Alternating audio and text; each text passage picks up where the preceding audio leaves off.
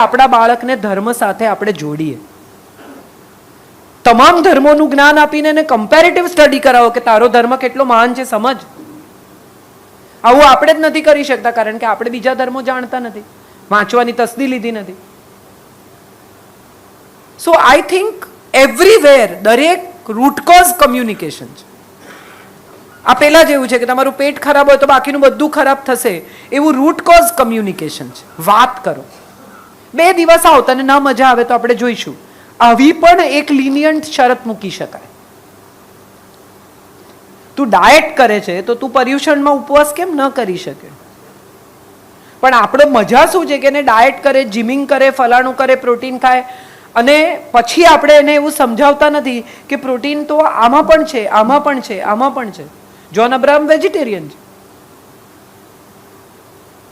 એનાથી કઈ ફરક એના જીવનમાં પડ્યો નથી. એટલા જ મસલ્સ છે જેટલા સલમાનના છે. હાથી જેવું પ્રાણી વેજીટેરિયન છે. પણ આપણે આ વિજ્ઞાન સાથે એની જોડે વાત નથી કરતા. આપણે ઓલવેઝ ગૂગલ પર હવે તો અવેલેબલ છે ને બતાવો કે રેડ મીટમાં આટલું પ્રોટીન છે ને દાળમાં આટલું પ્રોટીન છે, એગમાં આટલું પ્રોટીન છે ને દાળમાં આટલું પ્રોટીન છે, ચણામાં આટલું પ્રોટીન છે. આપણે આ રિસર્ચ કરીને એની સાથે વાત નહીં કરીએ. Communication everywhere the root cause is communication. Talk to your child, teach your child, speak to your child. Argument કરે તો કરવા દો. આપણો તો પ્રોબ્લેમ જ એ છે કે બસ હવે આગળ દલીલ નહીં, કારણ કે તમારી પાસે જવાબ નથી. તમે જવાબ આપો, તમે કરો આર્ગ્યુમેન્ટ. કલાકો આર્ગ્યુમેન્ટ કરવાની તમારી પણ તૈયારી હોવી જોઈએ. તમારી પાસે એટલું મટીરિયલ હોય કે તમે આર્ગ્યુ કરો, પણ મટીરિયલ જ નથી તો તમે કેવી રીતે આર્ગ્યુ કરશો? That is what I have understood looking at people and meeting people and traveling homes and meeting people around. This is what I have understood. કે તમે તમારી દીકરી સાથે થોડા રૂજુ છો, હશે, છોડો, દીકરી છે, વધુ લાડકી છે, આ બધા પ્રશ્નો છે જ. સેકન્ડલી, 2 મેન ઈગો છે. એક પુરુષ થઈ રહ્યો છે અને એક પુરુષ છે જેણે પોતાની જાતને એસ્ટાબ્લિશ કરી દીધી છે. એટલે એક થઈ રહેલા પુરુષે પોતાની જાતને એસ્ટાબ્લિશ કરવાની છે. આ પેલા જેવું છે કે જંગલમાં નવો રાજા આવે ને, એણે જૂના રાજાને હટાવવો પડે કોઈ બી રીતે તો એ રાજ કરી શકે. એટલે હવે એ પુરુષ થઈ રહ્યો છે, એનો ઈગો ડેવલપ થઈ રહ્યો છે, એને એ સમજાઈ રહ્યું છે કે મારે સૌથી પહેલા તો આની જોડે લડવું પડશે, પછી બજારમાં જઈશ. સો આમાં બેસ્ટ રસ્તો એ છે, મને જે સમજાયું છે over a period of time. કારણ કે મારા ઘરમાં પણ એવું છે કે સંજય, મારા હસબન્ડ, એ મારી બાજુમાં બેઠા હોય, એને નાનો તથાગત 1.5-2 વર્ષનો કંઈ કરતો હોય તેમ કે એને વઢ, તો તું વઢ ને, તું બેઠો છે તો. એટલે તું વઢ કરીને અમારે બહુ ઘર્ષણ, મારે ને મારા દીકરાને જ્યારે ટીનમાં હતો ત્યારે થતું, ને તું આવી છે ને, તું આવી છે ને. હું એક વાત એવી સમજી છું કે એના આરોપોથી કે એ તમને એમ કે તમે જૂનવાણી છો ને કશું સમજતા નથી ને રહેવા દો હવે, એના આ આક્ષેપો છે, એનું મંતવ્ય છે, આ અંતિમ ટ્રુથ નથી. એ મંતવ્યથી વિચલિત થઈ જવાની જરૂર નથી. જેવા તમે વિચલિત થાવ છો એવા તમે એની સાથે આર્ગ્યુમેન્ટ કરો છો, જેને કરવી છે. એ તમને એ જગ્યાએ લાવીને ઊભા રાખે છે જ્યાંથી તમે એની સામે દલીલોમાં હારી જાઓ. મેં એવો નિર્ણય કર્યો કે જ્યારે પણ એ મારી સાથે દલીલ કરે ત્યારે હું એને એમ કહું કે મા સાથે કેવી રીતે વાત થાય એ મેન્ટલ ફ્રેમમાં આવે ત્યારે મારી જોડે વાત કરજે. આટલા ઊંચા અવાજે આવી ફાલતુ ભાષામાં મારી જોડે વાત નહીં કરવાની. જાઓ. 15 મિનિટ, 20 મિનિટ, અડધો કલાક, કલાક પછી એ આવે, હું શું કહું છું ત્યાં સુધી આપણે ધીરજ રાખવી પડે. આપણો પ્રોબ્લેમ એ છે કે એના રૂમમાં જતો રહે તો આપણે પાછળ જઈએ છીએ બારણું ખોલીને, મારે તને કહેવું છે, તારે ના કહેવું હોય તો કંઈ નહીં. ના, ડોન્ટ. ઓથોરિટી કોને કહેવાય? તમારી પાસે ઓથોરિટી છે એ પ્રૂવ કરવા માટે સૌથી પહેલી જરૂરિયાત એ છે કે તમે ઓથોરિટી એક્સપિરિયન્સ કરાવો. જે આપણે કરાવતા નથી, આપણે એના જેવડા જ થઈ જઈએ છીએ દલીલ કરતી. તને મને સમજ ના પડે તો કોને ના પડે? હું તારો બાપ છું. 5 જ મિનિટમાં આપણે એની પાસે જઈએ, ફોન બગડી ગયો છે જો ને, હવે કોણ બાપ છે? So these are the basic things that we miss out on. એના જેવડા નથી થવાનું. મોટા ભાગના ઘરોમાં હવે એક એવી માન્યતા, એક એવો વિચાર પ્રચલિત થયો છે કે આપણે આપણા બાળકની સાથે દોસ્ત થવાનું. ના, નહીં થવાનું. એની પાસે બહુ દોસ્તો છે. મા બાપનો સેટ એક જ છે. ના થશો મિત્ર. મિત્ર જેવા મા બાપ થાઓ. મિત્ર નથી થવાનું, મિત્ર જેવા માતા પિતા થવાનું છે. તમારી ઓથોરિટી તો છે જ ને, નિર્ણય તમારો જ રહેશે. એ વાત એણે જો આજે શીખી લીધી ને તો સાસરે જઈને પણ એને તકલીફ નહીં પડે. એ જો આજે શીખી લે ને કે વડીલ મારી માં છે ને મારી માએ જે નિર્ણય કર્યો અંતિમ છે, હવે નહીં બદલાય, તો એ કાલે સાસુને પણ સરેન્ડર થતા શીખશે. એને સરેન્ડર થતા જ નથી શીખવતા આપણે. અને પછી આખી, અચ્છા અંગ્રેજી માધ્યમની શાળામાં ભણે છે, તમારાથી સારું અંગ્રેજી બોલે છે, તમારાથી સ્માર્ટ છે, એની પાસે અમુક પ્રકારની માહિતી છે જે તમારી પાસે નથી, એટલે એ માહિતીના પત્તા તમારી ઉપર ફેંકે છે. તમને ખબર છે ફલાણાનું આમ છે, હવે તમે બેફલ થઈ જાઓ છો કે અચ્છા આ તો મને ખબર જ નહોતી.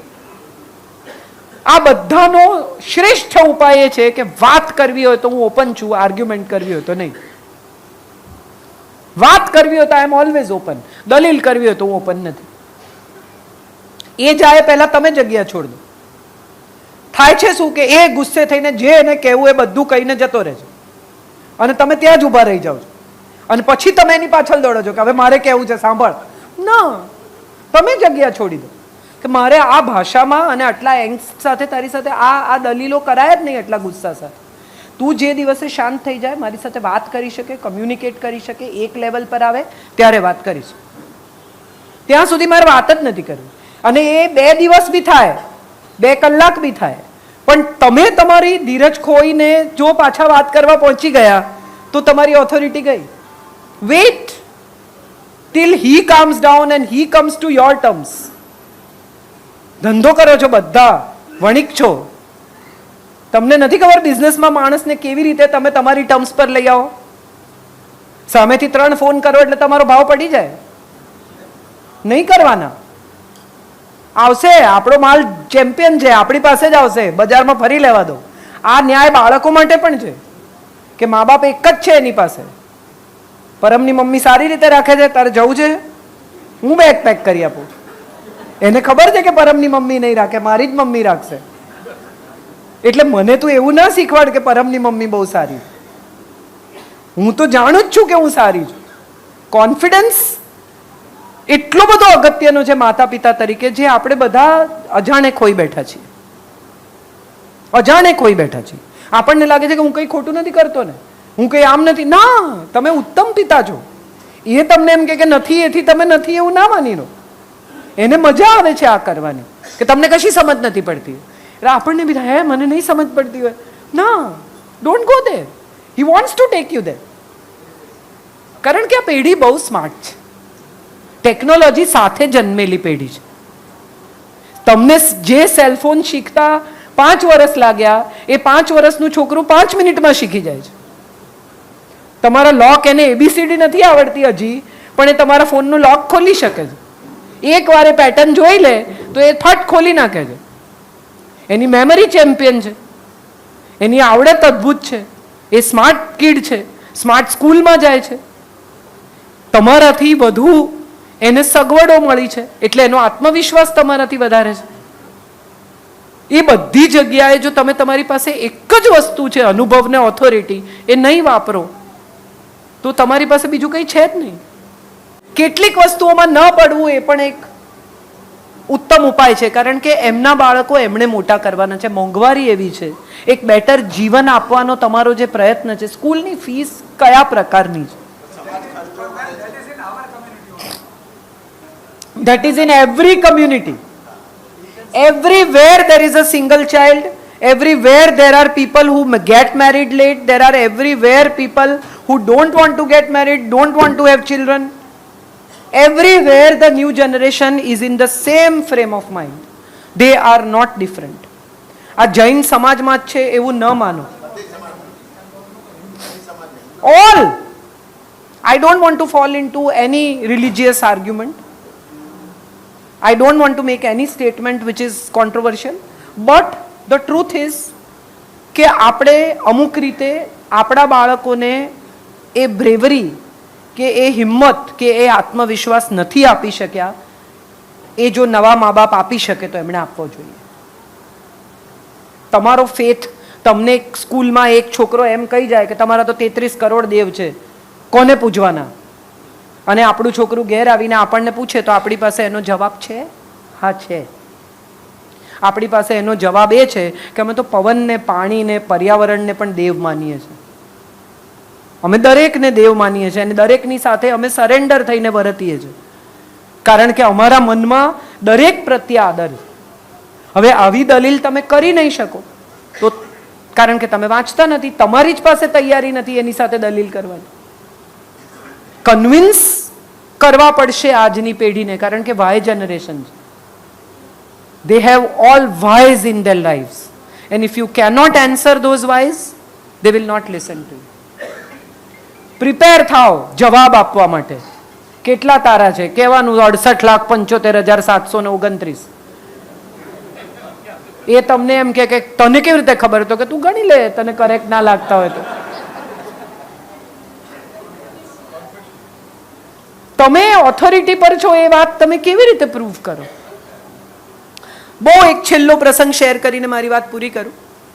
ગાડી ચલાવતી હતી, 9 વર્ષનો મારો દીકરો મારી બાજુમાં બેઠો હતો અને એક છોકરો આમ કરીને નીકળી ગયો આગળ મોટરસાયકલ પર, એટલે મારાથી ગાળ બોલાઈ ગઈ. મારી માં સુરતી છે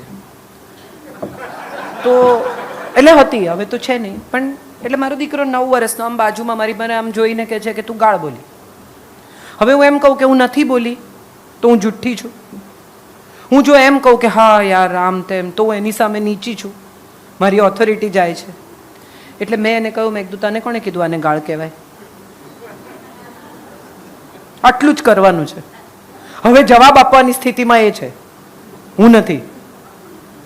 તને કીધું કોણે? તું કેવી રીતે જાણે છે કે આને ગાળ કહેવાય? મારી વાત પછી કરીએ. આ ઓથોરિટી છે, રમત નથી. તમે એનાથી દરેક જગ્યાએ એક સ્ટેપ આગળ છો એવું તમે જે દિવસે પ્રૂવ કરી દેશો ને એ દિવસે તમને માનતા થઈ જશે. પ્રોબ્લેમ એ છે કે એ હું પ્રૂવ કરે છે આ ગેમમાં કે તમારાથી એક સ્ટેપ આગળ છે.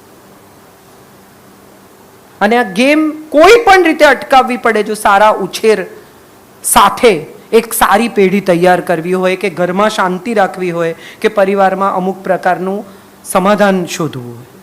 કોઈ પણ ઉંમરના મા બાપ, I am telling you this, it is not about 75, it is not about 55, it is not about 45, it is not about 35, it is about the entire community of parents are facing this.